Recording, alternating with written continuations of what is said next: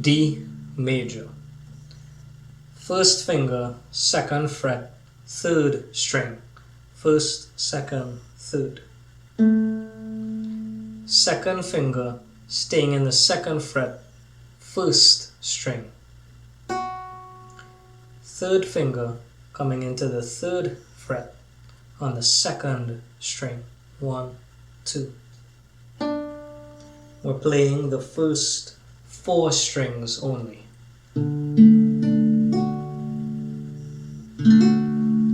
D major. Now, this is the most common variation you'll come across, but if you want to add a little bass to the sound, you can actually include the 5th string, the open A string.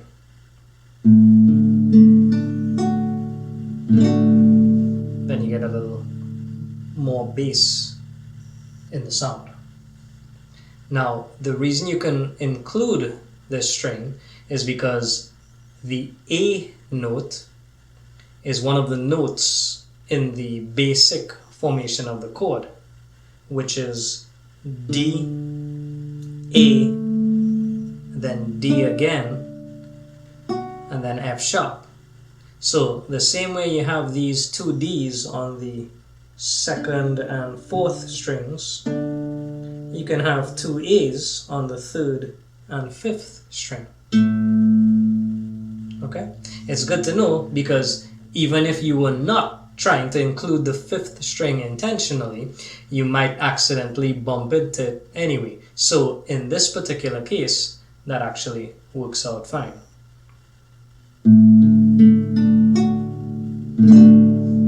D major with a little extra bass action.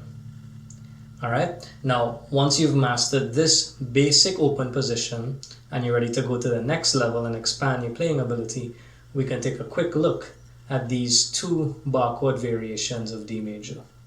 Okay, our first bar chord variation is going to be on the 5th fret.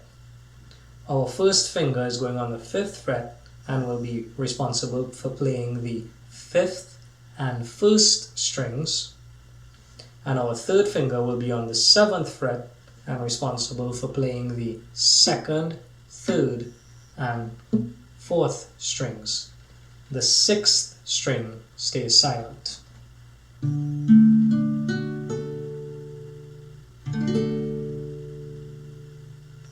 D major bar chord position on the 5th fret. Now this is similar to our C chord position. It's the same shape, except for the C chord it was on the 3rd fret. Now we're playing the same shape but on the 5th fret instead. Right? Now the most difficulty with this variation is going to be the same that we talked about in the prior video for the C chord, because it's the same variation. So the difficulty is getting that first string to ring out cleanly, because the 3rd finger sometimes ends up muting the sound of that first string.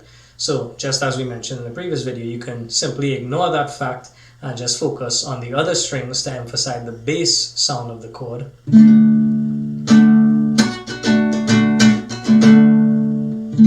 Right? And I just have my middle finger here to mute the 6th string. Right? Or you can use this formation instead,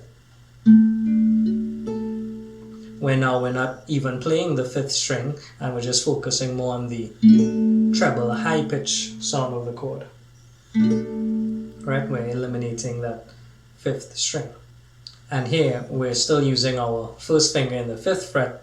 It's playing the 1st string, and then on the 7th fret we're using our 2nd, 3rd, and 4th fingers to play the 4th, 3rd, and 2nd string. Right? Now you can also play this formation like this if you want to get the 5th string back in the action.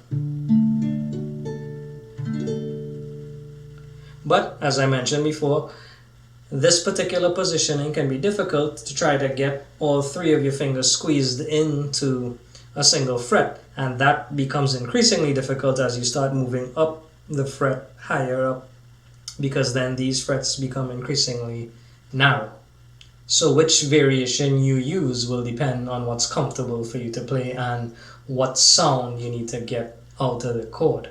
Whether you want to focus on the bass sound of the chord and ignore that first string, or if you really need to make sure you're getting the sound of that first string, the E string, cleanly. Right? It depends on what you need. Okay, let's take a quick look at our second bar chord variation just for informational purposes. And this is based on our F chord shape that we learned to play on the first fret. But this one now, we're playing it all the way up on the 10th fret. And it's a little tough just because of how high up it is on the neck. And now the frets are getting narrower and narrower. Okay? So it's that same F chord shape, so I'm angling my guitar up just to get more pressure on the strings. Right? So obviously a little difficult to play, but don't worry about it. This is just for informational purposes. It's not a formation of this particular chord that you would be using with any great frequency. And of course you have the simplified variation, as you can see in the diagram, and this is a shape that we've looked at in our first easy songs playlist, in the first easy song tutorial. So I won't go into the finger placement details here, but you can use the diagram to try it out. Alright, now in the meantime, this is our D major chord open position for beginners. You can play it with the 4 strings or 5 strings. If you feel any vibes, jam me, like and subscribe. Forward ever, backward never. Blessings and respect. I'll see you in the next video.